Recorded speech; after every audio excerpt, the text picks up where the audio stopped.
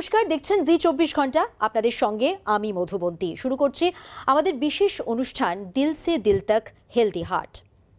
আমরা যারা বাঙালি, আমাদের হৃদয় স্পন্দিত হয় রবীন্দ্রনাথের গানে, ফুটবলের টানে, আর আমাদের প্রিয় মাছের ঝোল আর মিষ্টির স্বাদে। এবার এখানেই প্রশ্ন উঠছে, আমাদের যে দ্রুত গতির জীবনযাত্রা, তার সঙ্গে আমাদের এই হৃদয় কি আদৌ তাল মেলাতে পারছে?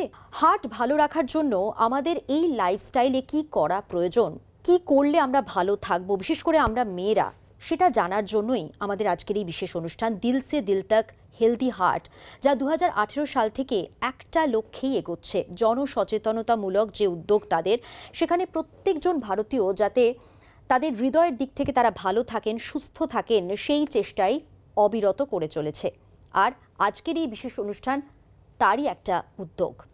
আমাদের এই বিশেষ অনুষ্ঠানে আমরা পেয়ে গেছি বিশিষ্ট কার্ডিওলজিস্ট, ডায়াবেটোলজিস্ট এবং অবশ্যই ফিজিশিয়ানদের। আমার সঙ্গে যারা রয়েছেন, বিশিষ্ট চিকিৎসক ডক্টর মেরি ডিক্রুজ, আপনাকে স্বাগত।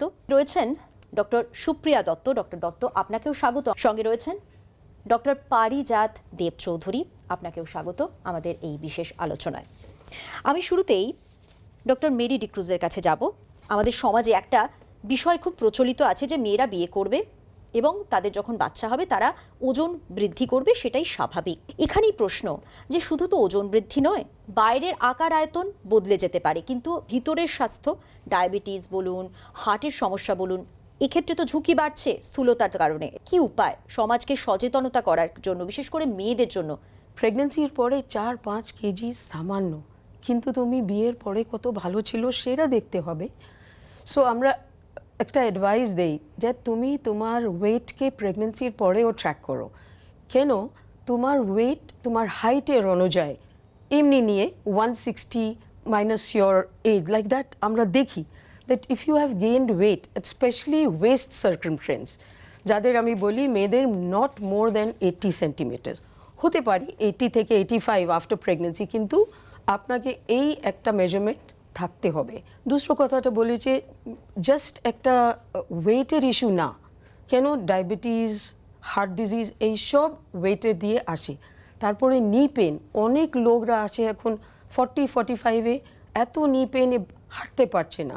এইসব প্রিভেন্ট করার জন্য আমাকে ওয়েটটা কমাতে হবে। এই যে ওজন বেড়ে যাচ্ছে তোমরা নেগলেক্ট করছো, সেটা করো না। অ্যানুয়াল একটা চেক আপ করে নাও, ডায়াবেটিস আছে কি না। অ্যান্ড পার্টিকুলারলি আমি বলি, যখন গর্ভবতী হয় মহিলা, ওই ফার্স্ট ভিজিটে একটা চেক আপ হয় যাদের ডায়াবেটিস আছে কি না। কেন? যদি মাকে গর্ভবতী অবস্থায় ডায়াবেটিস হয়, তাহলে 20 বছর পরে তোমার ছেলে মেয়েকেও হয়ে যাবে। সো আপনি এইটা প্রিভেন্ট করতে পারি। দুসরো কথা, এখন একটা নতুন ইনজেকশন বেরিয়েছে GLP-1RA, যাদের নিয়ে আপনার ওয়েট কমে যায়, কিন্তু এই ইনজেকশন লাইফ টাইম চলবে। It is not stop gap, আজকে স্টার্ট করলো, বিয়ে হয়ে গেলে বন্ধ করে দিলে, সেটা হবে না। এটার জন্য স্পেসিফিক কন্ডিশনস আছে, যাদের ফিজিশিয়ান, কার্ডিওলজিস্ট, ডায়াবেটোলজিস্ট স্টার্ট করতে পারি। বিউটি পার্লারে গিয়ে, ওয়েট লস সেন্টারে গিয়ে কোনো দিন স্টার্ট করবেন না, because they can't give you the right advice. আপনাকে এটা একটু টাইমলি নিতে হবে। ওয়েট এর জন্য আমরা একটা স্পেশাল ডায়েট দেব, হাই প্রোটিন ডায়েট আপনাকে খেতে হবে। অনেক ধন্যবাদ। ডক্টর দত্ত, মেনোপজ নিয়ে একটু কথা বলি। মেনোপজ হেলথ টুল কিট, এটা কিভাবে মেনটেন করতে পারা যায় এবং এটা কি প্রথমে জানতে চাইবো। এবং বছর 45 হয়ে গেলে মেয়েরা তাদের জন্য মেনোপজ আসছে এটা ভেবে কিভাবে সচেতন হবে, কি করবে নিজের জন্য, যদি একটু বলেন। বেসিক্যালি ইস্ট্রোজেন, প্রোজেস্টেরন বলে যেটা ফিমেল হরমোনস থাকে মহিলাদের, সেটা মেনোপজ হলে, মাসিক বন্ধ হয়ে গেলে বন্ধ হয়ে যায়, অন্য হরমোনসগুলো টেক ওভার করে। তার ফলে কি হয়, কিছু কিছু চেঞ্জেস আসে, মুড সুইংস হয়, কান দিয়ে গরম বেরোনো, এসবগুলো তো জানা আছে, বাট স্টিল আমি দর্শকদের হাইলাইট করছি, অনেকরা বুঝতে পারে না। তো এটা হলে পারে হৃদরোগের চান্সেস বেড়ে যায়। মহিলারা তো নিজেদেরকে খেয়াল করে না, সবার যত্ন নেয়। তো টুল কিট বলে যে জিনিসটা, আমরা 3টে জিনিসের ওপরে হাইলাইট করি। একটা হচ্ছে কোনো মেটাবলিক ডিজিজ লাইক ডায়াবেটিস হচ্ছে কি না, হার্টের তরফ থেকে বিশেষ সতর্কবার্তা, কেন হার্ট অ্যাটাকস বেড়ে যায়, স্ট্রোকস বেড়ে যায়, এইগুলো। এটার জন্যে আমাদের সুগার টেস্ট করা, কোলেস্ট্রল বা লিপিড প্রোফাইল পুরো ব্যাপারটা, প্রেশার চেক করা, ইসিজি স্ক্রিন করা, এগুলো করা উচিত। এটা ছাড়া কিছু ক্যান্সারের রিস্ক বেড়ে যায়, তার জন্য স্ক্রিনিং টেস্টস আছে, সেগুলো করতে হয়। আর একটা জিনিস আছে, সেটা হচ্ছে বোন হেলথ, সেটারও কিছু টেস্টস আছে। যদি মানে 65 বছরের নিচে হয়, তার যদি মেনোপজ আগে হয়ে যায়, অনেক সময় অনেক কারণেই আগে হয়ে যায়, তাদের আমরা ডেক্সা স্ক্যান এগুলো করতে বলি, একটা টেস্ট যেটাতে হাড়ের স্ট্রাকচারটা বোঝা যায়। আর এছাড়া 65 বছরের ঊর্ধ্বে তো সবারই করা উচিত। এইটা করলে কি হবে, প্রত্যেক বছরে একটা স্ক্রিনিং বা 2 বছর অন্তর অন্তর কিছু কিছু স্ক্রিনিং করা হয়, তাহলে কিউট কোনো প্রেজেন্টেশন হবে না, মানে নিজেকে সুস্থ রাখতে পারলে পরিবারকেও সুস্থ রাখতে পারবে। ডক্টর দেব চৌধুরী, আপনি একজন ইন্টারভেনশনাল কার্ডিওলজিস্ট। আপনার প্রত্যেক দিনের অভিজ্ঞতায় আপনি এমন মানুষ, বিশেষ করে মেয়েদের কথাই বলছি, নিশ্চয়ই দেখতে পান যে তাদের একদম এমার্জেন্সি সিচুয়েশনে তারা আপনার কাছে আসছেন। এরকম কিছু অভিজ্ঞতা যদি শেয়ার করেন, এবং সেক্ষেত্রে আবারও সেই সামাজিক সচেতনতার কথাই বলবো, কিভাবে সচেতন করবেন। ডক্টরদের কাছে সিমটমস হলে, যেমন পুরুষরা প্রথমেই পৌঁছে যায় বুকে পেইন হলে, মেয়েদের দেখা যায় অনেকটা দেরি হচ্ছে ডক্টরের কাছে পৌঁছতে। এখন এর দুটো কারণ রয়েছে। একটা হলো হার্ট অ্যাটাকের যে টিপিক্যাল সিমটমসগুলো, যেমন বুকে পেইন হওয়া, সেটা কিন্তু অনেক সময় মহিলাদের হয় না, ওদের এটিপিক্যাল সিমটমস হয়, উপসর্গগুলো একটু আলাদা। যেমন বুকে ব্যথা না হয়ে শুধু একটা চাপ অনুভূতি হওয়া, বা অনেক সময় বুক ধড়ফড় করা, মাথা ঘুরে যাওয়া, অজ্ঞান হয়ে পড়া, বা একটু ক্লান্তি, অবসাদ বোধ, এই ধরনের যে সিমটমসগুলো, সেগুলো কিন্তু মহিলাদের বেশি হয়। সেই কারণে অনেক সময় মহিলারা বুঝতে পারে না যে ওদের হার্টের প্রবলেম হচ্ছে। 2 নম্বর যেটা খুব ইম্পর্ট্যান্ট, সেটা হলো সামাজিক কারণ। মহিলারা সবসময়ই ভাবে যে আমাদেরকে আগে সংসার, সন্তান, স্বামী, ওদের লক্ষ্য রাখতে হবে, তারপর যদি আমরা এক্সট্রা কিছু সিমটমস হয়, খুব সিভিয়ার হয়, তবেই তখন তারা সবাইকে জানায় বা ডক্টরের কাছে যায়। আবার অনেক সময় কি হয়, আমরা মেয়েরা সবাই নিজেদের সিমটমসগুলোকে কিন্তু খুব হালকাভাবে নিয়ে নিই। ইনিশিয়ালি যখন কিছু সিমটমস হয়, আমরা ভাবে হয়তো বা স্ট্রেস থেকে, কারণ মেয়েদের সংসার, কেরিয়ার সব কিছু আজকাল সামলাতে হচ্ছে, বা হয়তো বা কোনো হরমোনাল চেঞ্জেসের কারণে হচ্ছে, বা হয়তো বা গ্যাসের থেকে হচ্ছে। তো সেই সব কারণে ডক্টরের কাছে পৌঁছতে অনেকটা লেট হয়ে যায়। ততক্ষণে অলরেডি হার্টের একটা সিভিয়ার ড্যামেজ হয়ে যায়, যেটা যদি ওরা আগে এসে পৌঁছায় সেটাকে হয়তোবা কম করা যেত বা সম্পূর্ণভাবে ওটাকে কিওর করা যেত। তো এই জন্য আমি চাইবো সব মেয়েরা যে কোনো ধরনের সিমটমস হোক, আগে নিজের কথা ভাববে। কারণ একটা যদি সংসারে সুস্থ মা, সুস্থ মেয়ে বা সুস্থ স্ত্রী থাকে, সেই কিন্তু সেই সংসারটাকে ভালোভাবে, সুস্থভাবে গড়ে তুলতে পারবে। একদমই ডক্টর পারিজাত দেব চৌধুরী, আপনার কথার সূত্র ধরেই আমি ডক্টর ডিক্রুজের কাছে আসবো। এই যে বলা হচ্ছে না, মেয়েরা সুস্থ থাকলেই পরিবার সুস্থ থাকবে, সমাজ সুস্থ থাকবে, কিন্তু এই মেয়েদের জন্যই কিছু এমন মিথ রয়েছে বলুন, বা এমন কিছু কথা প্রচলিত রয়েছে। স্বাভাবিকভাবেই মানুষ বলেন যে মেয়েদের ক্ষেত্রে হার্ট অ্যাটাক হয় না, মেয়েদের ডায়াবেটিস খুব একটা গুরুতর হয় না, মেয়েরা তো ক্লান্ত হবেই, সারাদিন কাজ করছে, ঘরের কাজ, বাইরের কাজ।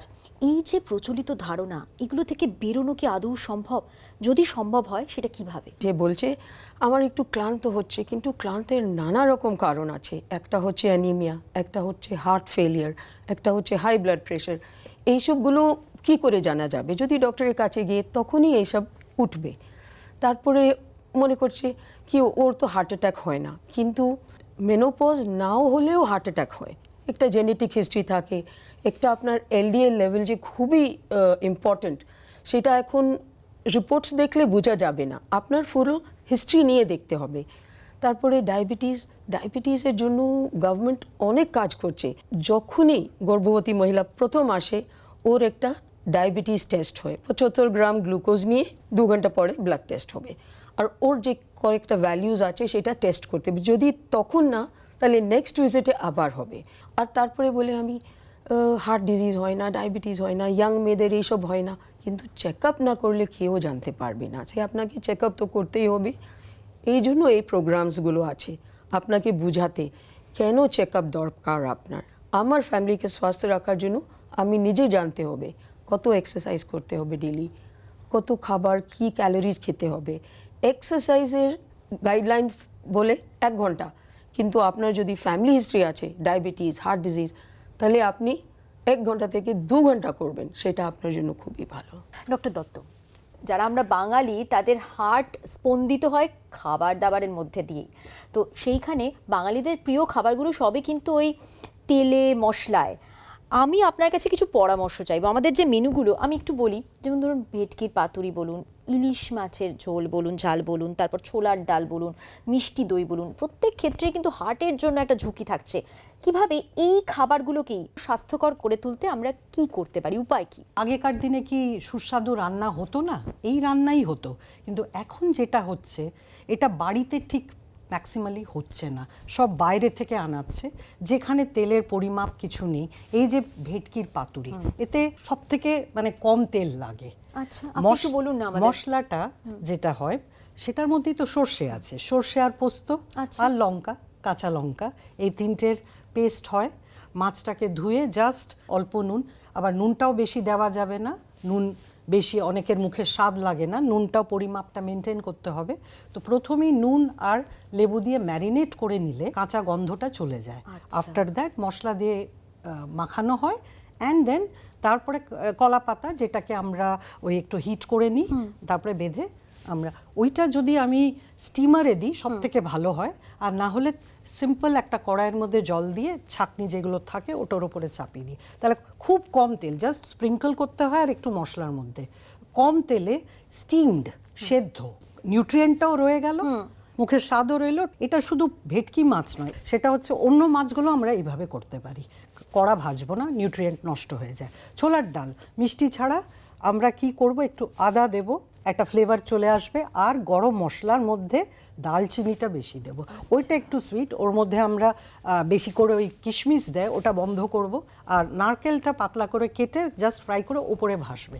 সো এটা খুব সুস্বাদু হয়ে যায়। আর লাস্ট যেটা বললে মিষ্টি দই। ওটা মিষ্টি দইটা কেউ মিস করে না, ওটাকে বলা হয় চোখের খিদে, সত্যিকারের খিদে নয়। তো মিষ্টি দইয়ের সাথে যদি আমরা একটু ড্রাই ফ্রুটস নিই, ওগুলো আগে চেবাতে থাকি, অ্যান্ড দেন 2 চামচ খেলেই আমার মানে আমি সন্তুষ্ট হয়ে যাব। ওই এক বাটি ভর্তি বা এক ভাঁড়, আর ছোট ছোট ভাঁড়ে সার্ভ করতে হয়। এই বড় বড় হাঁড়ি নিয়ে আসলে এই একটার পর একটা খেয়ে যায়। তার মানে ডক্টর দত্ত আপনি একটু কোয়ান্টিটি কমের কথাও বলছেন সেই অতি সঙ্গে। অবশ্যই। আর তার আগে কিছু বাঙালিকে খেয়ে নেবো। বোঝাতে পারবেন তো? হ্যাঁ, বোঝানো যায়। এই যে আমার দর্শকরা শুনছেন, সবাই খেতে ভালোবাসেন, কিন্তু পরিমাপটা একটু মাথায় রাখবেন। খাবার আমি মানা করছি না, কাস্টমাইজ ডায়েট যেটাকে বলে, আপনার পছন্দের মতন তার সাথে মিক্স অ্যান্ড ম্যাচ করে ফাইবার যদি দিয়ে দিই, তাহলে অতটা অ্যাবজর্ব হবে না। সেই জন্যে ওই দইটা খাওয়ার আগে স্যালাডস থাকবে, সব থাকবে, তারপরে গিয়ে দইটা খাবেন। মানে আপনি স্যালাডটা আগে খেয়ে নিয়ে পেটটা ভরে নিতে বলছেন? আগে স্যালাড, এক বাটি ডাল, অ্যান্ড দেন মেন মিল। তাহলে কি হচ্ছে, আস্তে আস্তে অ্যাবজর্ব হচ্ছে, পুরোটা একসাথে স্পাইক করে, সুগারও বাড়ছে না। আর অবভিয়াসলি কোয়ান্টিটি কম হলে, নুন কম দিলে খাবারে, ভাজা পোড়া না থাকলে হার্টেরও সুবিধে। তো এটাই হচ্ছে যে আমাদের বাঙালির বেস্ট ফুড খাবো, অথচ খাবো কিন্তু ভালো থাকবো, স্বাস্থ্যকর খাবো। শরীর না, স্বাস্থ্যকর বললে পারে তো ডেফিনিশনটা আলাদা হয়ে গেল। মিষ্টি দইটা স্বাস্থ্যকর নয়, কিন্তু খেতে হবে। তো এটাকে আমরা ওইভাবে নিজের মতন করে সাজিয়ে কিভাবে আগে কোনটা খাবো সেটা ভেবে বিবেচনা করতে মাথায় হবে। আলোচনার মধ্যে একটা বিরতির সময় চেয়ে নিচ্ছি, সঙ্গে থাকবেন।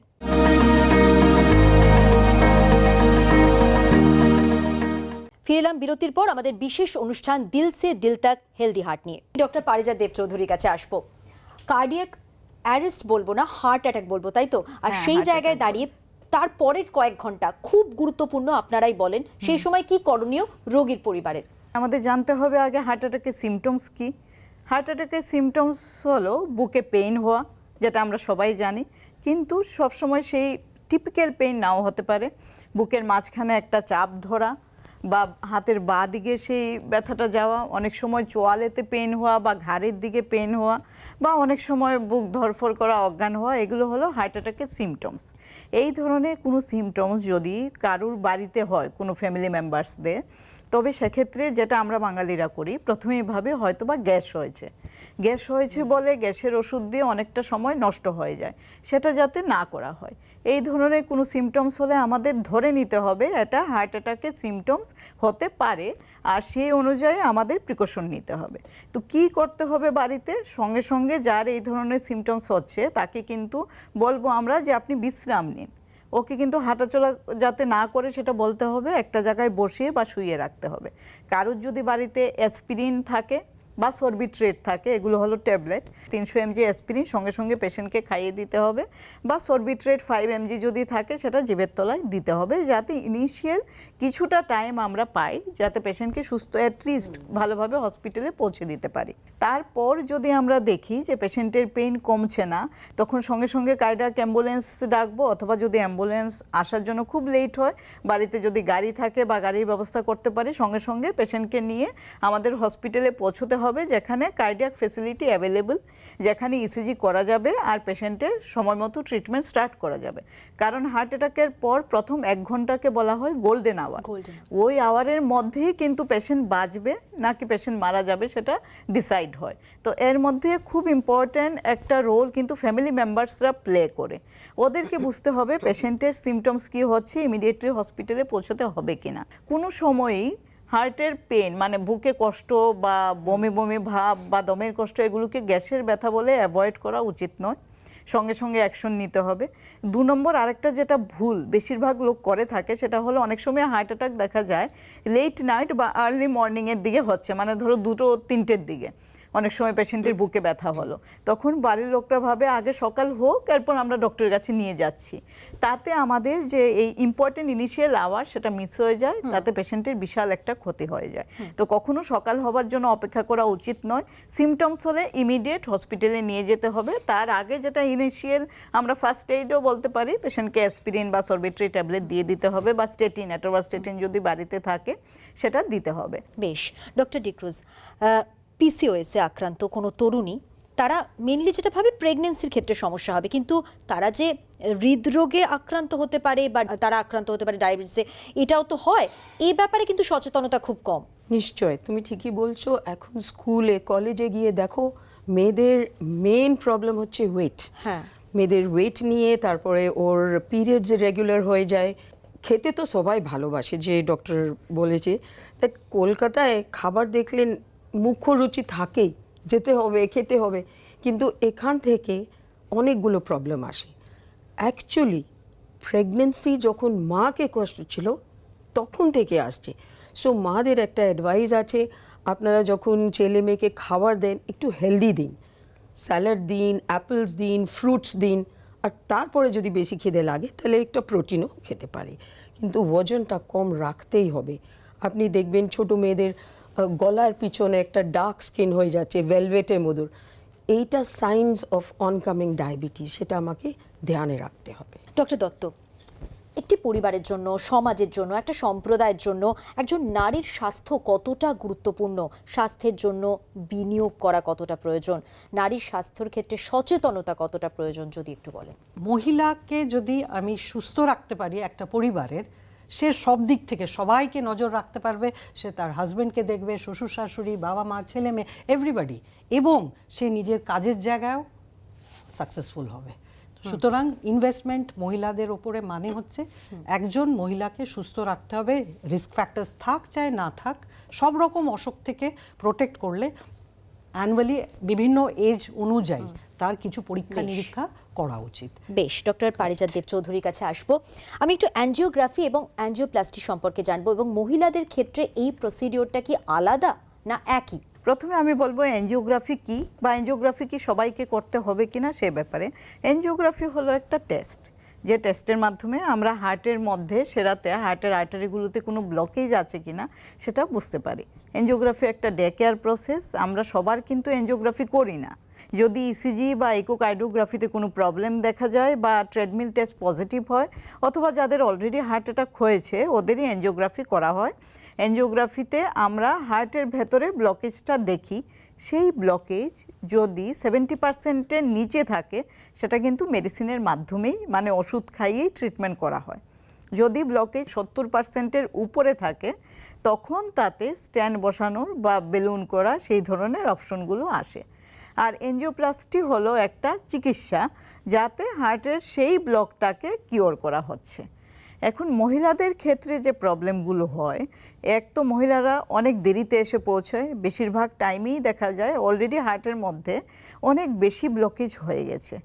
ব্লকেজগুলো দেখা যায় একটা, আমাদের হার্টে 3টে আর্টারি থাকে, 3টের মধ্যেই হয়তোবা ব্লকেজ অলরেডি আছে, সেক্ষেত্রে অ্যাঞ্জিওপ্লাস্টি করাও খুব ডিফিকাল্ট হয়ে যায়।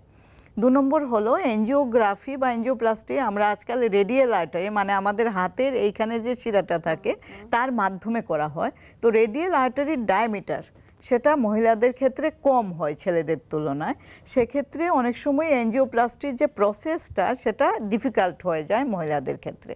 অনেক সময় দেখা যায় মহিলাদের প্রিমেনোপজাল যারা মানে যাদের পিরিয়ড হচ্ছে বা মাসিক যাদের চলছে ওদের আমরা যখন এনজিওপ্লাস্টি করি মানে স্ট্যান্ড বসাই ওদেরকে আমাদের মাসে মাসে একটা ব্লাড থিনার বা রক্ত তরল করার ওষুধ দিতে হচ্ছে। সেক্ষেত্রে অনেকেই আবার খুব বেশি ব্লিডিং নিয়ে অ্যানিমিয়া হয়ে আমাদের কাছে ফেরত আসে। মানে এটা হলো দুদিকেই খুব প্রবলেমেটিক ব্যাপার, এক তো হার্টে ব্লক তার উপরে রক্তক্ষরণ হয়ে অ্যানিমিয়া হচ্ছে। তো এই যে প্রবলেমগুলো এগুলো কিন্তু মেয়েদের বেশি। আরেকটা যেটা সবসময়ই দেখা যায় মেয়েদের যে ওদের হয়তো বা ডায়াবেটিস ছিল একদম আনকন্ট্রোল, ওরা নানা কারণে সেই চিকিৎসাটা ভালোভাবে করেনি। আনকন্ট্রোল ডায়াবেটিস হবার কারণে ওদের করোনারি আর্টারিস বা হার্টের আর্টারিতে ব্লকেজগুলোতে ক্যালসিয়াম বেশি, সেগুলোতে ট্রিটমেন্ট করা স্ট্যান্ড বসানো খুব ডিফিকাল্ট আর অপটিমাল রেজাল্ট পাওয়াও মুশকিল। আর এগুলোর পরে আমি বলবো সবচেয়ে বেশি যেটা আমি ফেস করি সেটা হলো এনজিওপ্লাস্টির পর আমাদের কিন্তু ব্লাড থিনার বা অন্যরকম মেডিসিনগুলো খেয়ে যেতে হয় লং টাইমের জন্যে। অনেক সময় দেখা যায় মহিলারা কি করছে যখন কিছুটা সুস্থ হয়ে যায় ওরা ভাবে কেন আমি শুধু শুধু আমার পেছনে পয়সা খরচ করব, ওষুধ বন্ধ করে দেয়। তাতে যে চিকিৎসাটা আমরা করি যাতে পেশেন্টটা এতটাই সুস্থ হয়েছিল সে আবার comes back to zero level again, so have to start from beginning. So এই যে ওষুধ বন্ধ করে দেওয়া বা নিজেদের খেয়াল না রাখা সেগুলো কিন্তু ছেলেদের চাইতে মহিলাদের মধ্যে অনেক বেশি দেখা যায়। অনেক ধন্যবাদ ডক্টর সুপ্রিয়া দত্ত, ডক্টর পারিজাত দেব চৌধুরী, ডক্টর ডিক্রুজকে। আমরা আজকের এই আলোচনা থেকে অনেক বিষয় জানতে পারলাম হার্ট সম্পর্কে। হৃদয় স্পন্দিত হতে গেলে, ভালোভাবে স্পন্দিত হতে গেলে আমাদের কি করতে হবে সেটা যেমন জানলাম, তেমনি আন্তর্জাতিক নারী দিবসের প্রাক্কালে আমরা এটা উপলব্ধি করলাম যে সমাজে ভালোভাবে থাকতে গেলে প্রত্যেক মানুষের জন্যই মেয়েদের জন্য একটু বিশেষভাবে সচেতন হওয়া প্রয়োজন। আর একটা পরিবার, একটা সমাজ, একটা সম্প্রদায় তখনই ভালো থাকবে যখন মেয়েরা সুস্থ থাকবে। সেটা নিশ্চয়ই আপনারাও মনে রাখবেন। আমি দর্শকদের বলবো আজকের এই পরামর্শ জীবনের পথে চলার জন্য নিশ্চয়ই সঙ্গে রাখবেন, এবং আরও যদি এই হার্ট সংক্রান্ত তথ্য জানতে চান, ভালো জীবনযাত্রা কিভাবে মেনটেন করবেন সেটা জানতে চান, তাহলে অবশ্যই দিল সে দিল তক হেলদি হার্টের যে ফেসবুক পেজ রয়েছে লগ ইন করুন, ইউটিউব সেখানে সাবস্ক্রাইব করুন এবং ইনস্টাগ্রাম ফলো করুন, এবং অবশ্যই সচেতন থাকুন, সুস্থ থাকুন। আর অন্যান্য সব খবরের জন্য চোখ থাকুক জি24 ঘন্টার পর্দায়। ধন্যবাদ।